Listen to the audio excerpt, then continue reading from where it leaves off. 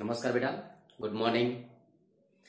હવે બેટા આ ચેપ્ટરમાં થોડાક દાખલાઓ બાકી છે, ત્યારબાદ થોડાક એક્સ્ટ્રા દાખલાઓ આ ચેપ્ટરમાં આપણે ગણી, ત્યારબાદ હું તમને એક ટેસ્ટ આપીશ, બરાબર છે? એ ટેસ્ટ તમારે સોલ્વ કરી અને મને મોકલવાનો રહેશે. એની કમ્પ્લીટ પીડીએફ ફાઇલ કરી અને મને દરેક વિદ્યાર્થીઓનો ટેસ્ટ મને પીડીએફ પર્સનલ મોબાઈલમાં મળવો જોઈએ ફરજિયાત. ઓકે બેટા, ધ્યાન રાખીશું. चलो बेटा छेल्ले एक एग्जाम्पल 10 હતો, જોઈએ અહીંયા રકમ જુઓ બેટા. 25 વિદ્યાર્થીઓના વર્ગમાં 10 વિદ્યાર્થીઓને પર્યટન પર લઈ જવા માટે પસંદ કરવાના છે. 25 વિદ્યાર્થીઓના વર્ગમાં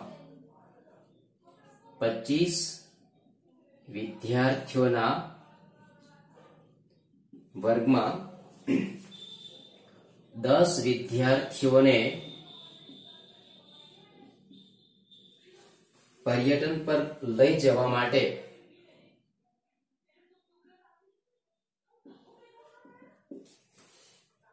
પસંદ કરવાના છે.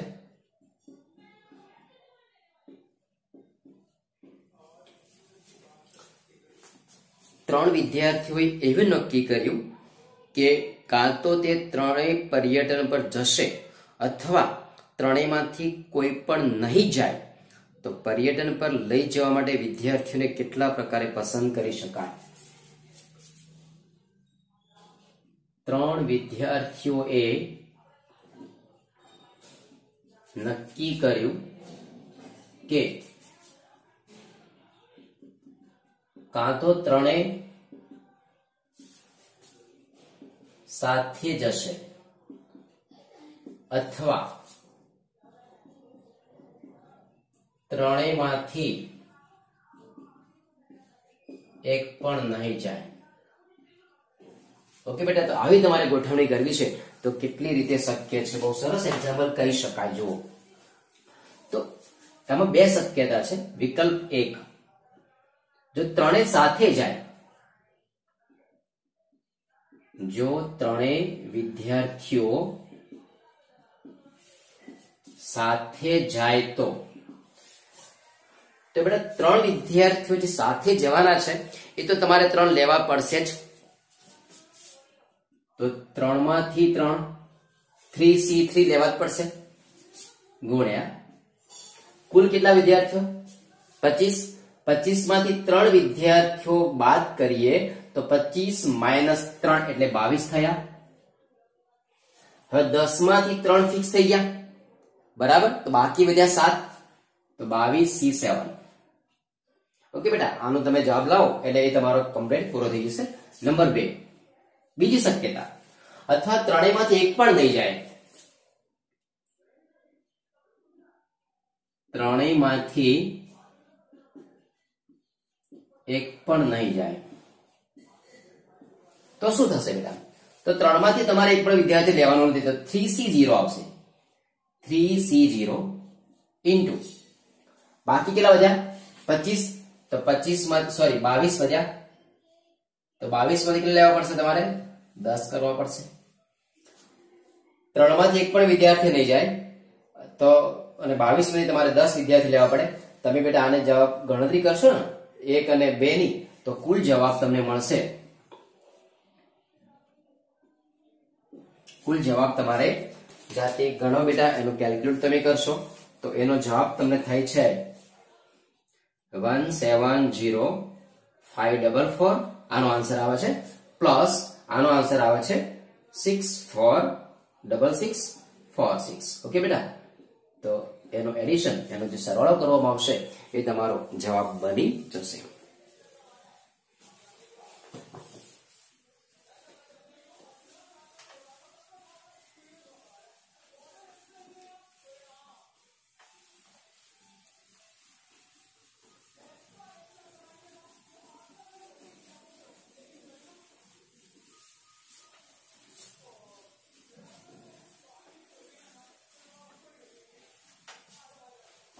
એના પછી જો બેટા 11 માં જુઓ, એક્ઝામ્પલ 11, તમામ S સાથે હોય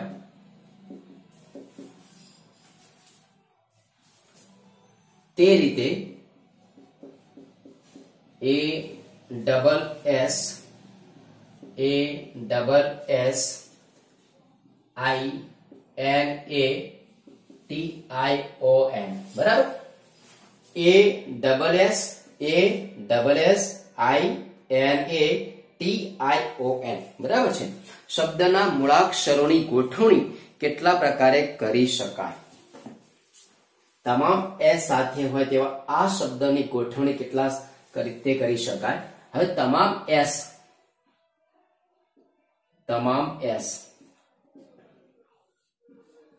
કેટલા S છે? 2 4 4 S અહીંયા છે બરાબર. અહીંયા S બરાબર. બાકીના જે છે 1 2 3 4 5 6 7 8 ને 9 પ્લસ બાકીના 9 અક્ષર બરાબર. તો 9 વત્તા 1 10 થઈ ગયો. આ 9 વત્તા 1 અને 1 ગણવો પડે. 1 વત્તા 9 એટલે 10 થઈ ગયા. 10 ફેક્ટોરિયલ. હવે આની અંદર જો તો એ 3 વખત છે. જુઓ એ 3 વખત છે. 1 2 3. ત્યારબાદ I 2 વખત છે. N 2 વખત છે બરાબર. એ 3 વખત છે. 1 2 3. પછી I 2 વખત છે. 1 અને 2 વખત. N 1 અને 2 વખત છે. 3 factorial into 2 factorial into 2 factorial. આનું સાદરૂપ આપો બેટા, એ તમારો જવાબ મળી જશે. તો 151200 151200.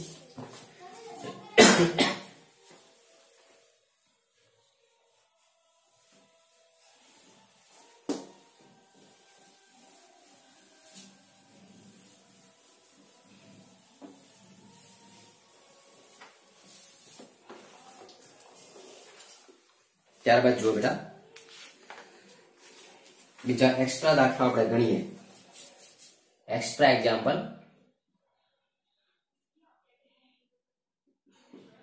એમાં એક સમારંભમાં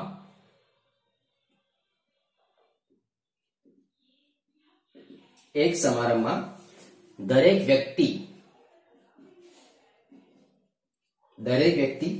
એકબીજા સાથે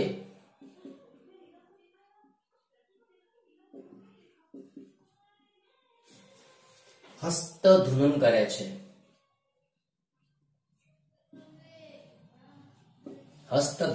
કરે છે. જો કુલ 66 વખત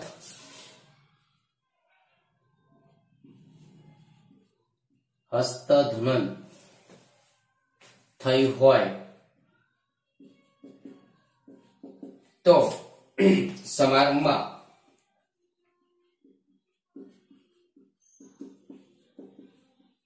હાજર વ્યક્તિઓની સંખ્યા ખાલી જગ્યા. મિત્રો બહુ સરસ એક્ઝામ્પલ કહી શકાય.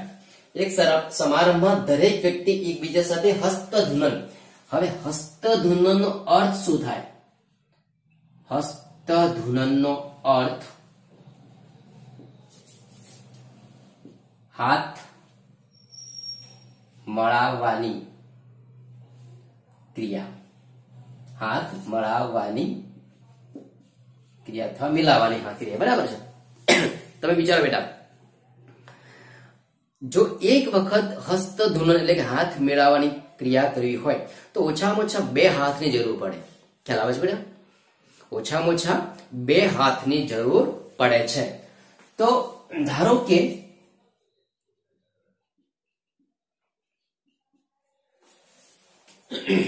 n વ્યક્તિઓ છે બરાબર. ધારો કે n વ્યક્તિઓ છે. હવે n વ્યક્તિઓને જો હાથ મેળવવાની જો ક્રિયા કરવી હોય તો તમારે શું લેવું પડે? NC2 શું લેવું પડે? NC2. n વ્યક્તિઓ છે તો n વ્યક્તિઓમાંથી એક વખત જો હાથ મળવાની ક્રિયા બેટા કરવી હોય તો એમાં તમારે બે વ્યક્તિઓની જરૂર પડે છે. તો NC2 આવી તમારી કેટલી ક્રિયા વ્યક્તિઓ કુલ 66 વખત હસ્તધૂનન થઈ હોય તો NC2 is equal to 66. બરાબર? આ એક ક્રિયા છે. એ કેટલી ક્રિયાઓ થાય છે? ટોટલ 66. હવે આમાંથી તમે કેલ્ક્યુલેટ કરો તો જુઓ n factorial upon n minus 2 factorial into 2 factorial is equal to 66. માટે n બ્રેકેટમાં n minus 1 n minus 2 factorial upon n minus 2 factorial into 2 is equal to 66. આ પદ તમારું કેન્સલ. તો n into n minus 1 is equal to 66 ગુણ્યા 2 132 n into n minus 1. Okay બેટા, હવે આના સાદુરૂપ જોવા જઈએ તો n square minus n minus 132 is equal to 0. હવે આનું સાદુરૂપ આપવામાં આવે બેટા તો તમે વિચારો કે કેટલી ક્રિયાઓ તમારી બની શકે છે એ તમને ખ્યાલ હોવો જોઈએ. ધારો કે તમે 13 ગુણ્યા 12 કરીએ બેટા અથવા 11 ગુણ્યા 12 કરીએ. ચલો 11 ગુણ્યા 12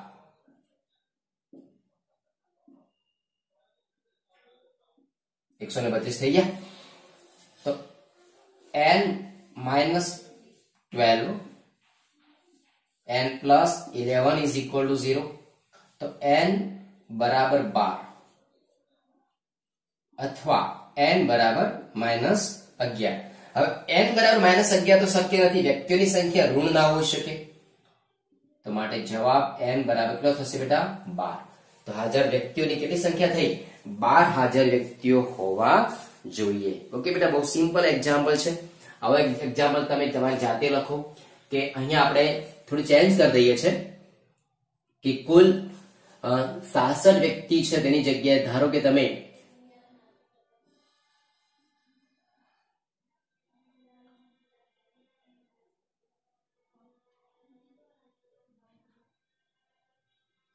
અહીંયા ધારો કે આપણે એવી કિંમત લઈએ કે જેમાં અહીંયા ધારો કે 15 છે. કેટલી વ્યક્તિઓ છે? કુલ 15 વખત હસ્તધૂનન થઈ હોય તો સમારંભમાં હાજર વ્યક્તિઓની તમે સંખ્યા શોધો. આ દાખલો બીજી રીતે પણ પૂછાય બેટા કે એક સમારંભમાં દરેક વ્યક્તિ એકબીજા સાથે હસ્તધૂનન કરે છે અને જો કુલ 12 વ્યક્તિઓ હોય, સમજો 12 વ્યક્તિઓ હોય તો હવે કેટલી વખત હસ્તધૂનન કર્યું હશે? તો તમારે ડાયરેક્ટ તમારે 12C2 એ રીતે તમે એક્ઝામ્પલને સોલ્વ આઉટ કરી શકો છો.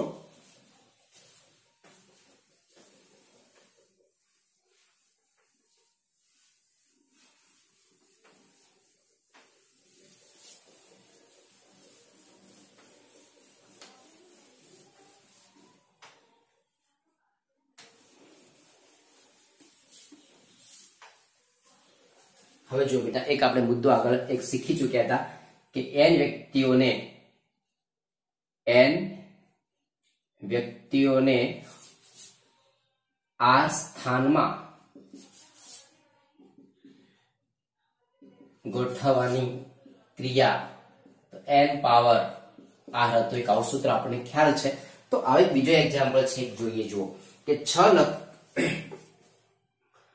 લખોટીઓને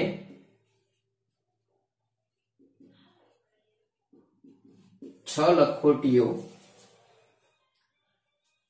લખોટીઓને 3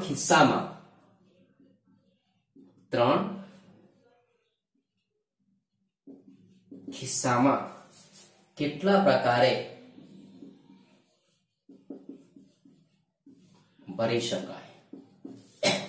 6 લખોટીઓને 3 ખિસ્સામાં કેટલા પ્રકારે ભરી શકાય? તો બેટા બહુ સિમ્પલ એક્ઝામ્પલ છે તમારી પાસે. જો અહીંયા n જે છે એ વ્યક્તિઓ છે તો અહીંયા 3 ખિસ્સા જે છે તો આનો જવાબ આવશે 3 પાવર 6. કેટલો આવશે? 3 પાવર 6. બરાબર? કેમ કે આટલું આ તમારો જવાબ બની જશે.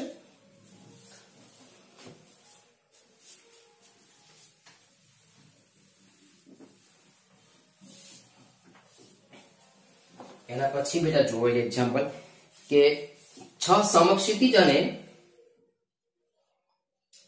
6 સમક્ષિતિજ અને 5 શિરોલંબ, 5 શિરોલંબ રેખાઓથી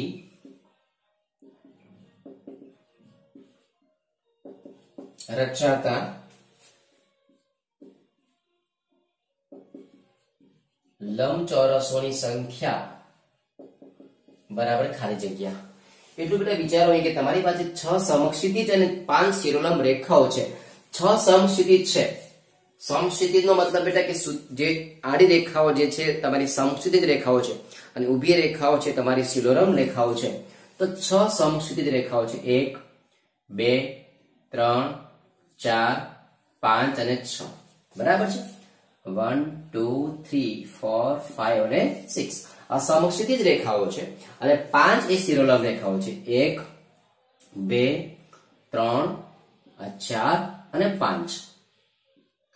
1 2 3 4 અને 5 આ કઈ રેખાઓ છે બેટા? તમારી શિરોલંબ રેખાઓ છે અને આ સમક્ષિતિજ રેખાઓ છે. લંબચોરસ બનાવો છે બેટા, તો એક લંબચોરસ બનાવવા માટે વિચારો તમારી પાસે. આ એક લંબચોરસ બનાવવો હોય ને બેટા તો ઓછામાં ઓછી 2 સમક્ષિતિજ રેખાઓ જોઈએ. ઓછામાં ઓછી 2 સમક્ષિતિજ રેખાઓ જોઈએ અને ઓછામાં ઓછી 2 શિરોલંબ રેખાઓ જોઈએ. તો એક લંબચોરસ બનાવવા માટે, એક લંબચોરસ બનાવવા માટે ઓછામાં ઓછી 2 સમક્ષિતિજ અને 2 શિરોલંબ રેખાઓ જોઈએ. ઓકે બેટા, તો કુલ સંખ્યા કેટલી મળશે? તમારી પાસે સમક્ષિતિજ રેખાઓ 6 છે તો 6c2 ઇન્ટુ અહીંયા 5 છે તો 5c2 અને સાદુરૂપ આપો તો 6 factorial, 6 minus 2 4 factorial into 2 factorial into 5 factorial, 5 minus 2 3 factorial into 2 factorial, 6 into 5 into 4 factorial upon 4 factorial into 2 and 5 4 into 3 factorial upon 3 factorial into 2 cancel cancel.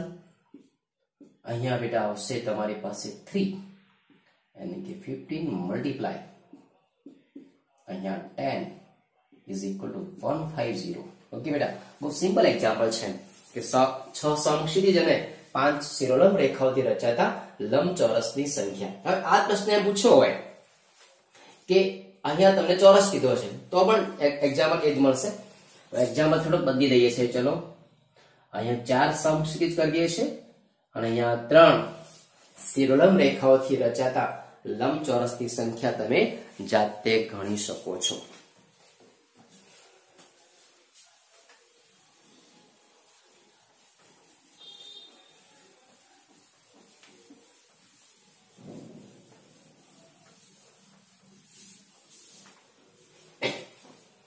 હવે બેટા જોઈએ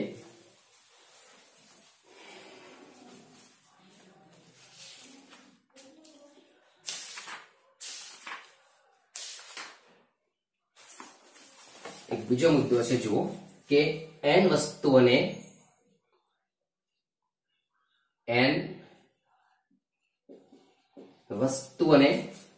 વર્તુળ પર ગોઠવવાની ક્રિયા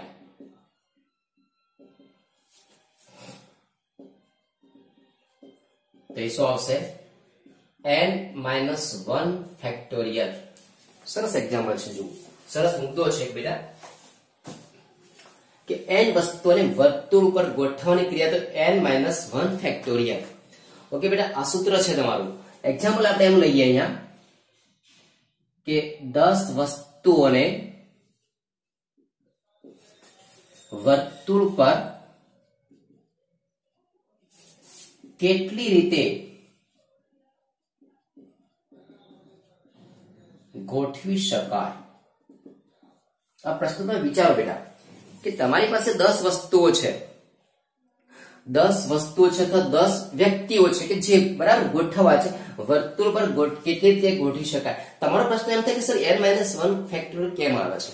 તો એ રીઝન છે બેટા, વિચારો કે 10 વસ્તુઓને જો તમારે વર્તુળા પર ગોઠવી હોય, વર્તુળાકાર જો પર તો 10 વસ્તુને ગોઠવવી હોય બેટા, તો કોઈ પણ એકને તમારે પહેલા ગોઠવવી પડશે, નક્કી છે બરાબર.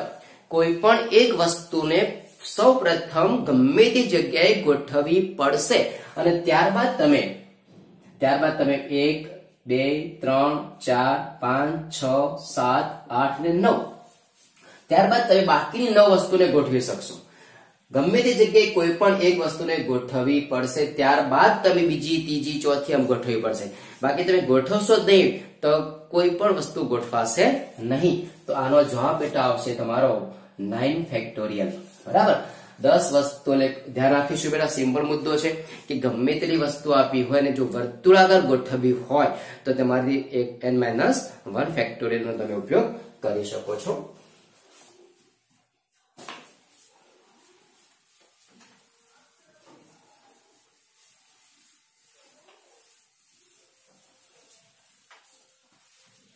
ત્યારબાદ જોઈએ એના પછી જુઓ બીજો એક્ઝામ્પલ સરસ છે બેટા.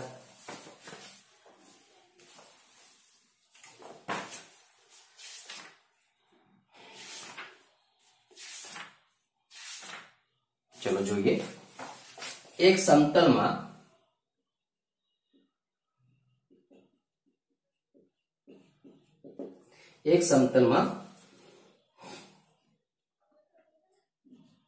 સાત ભિન્ન બિંદુ આપેલા છે.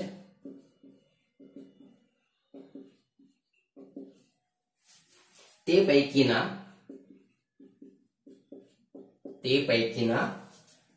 3 સમરેખ નથી, તો કેટલા રેખાખંડ રચી શકાય?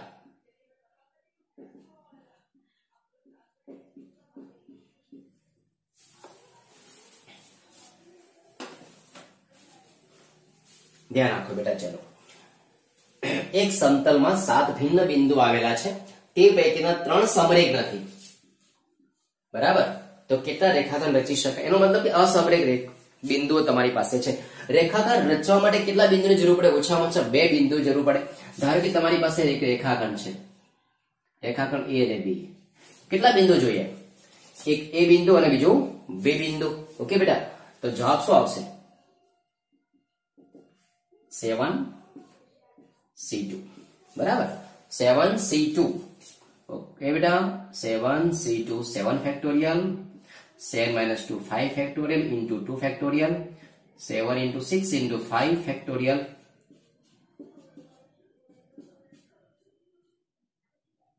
यानी कि 21. બહુ સરસ એક્ઝામ્પલ છે.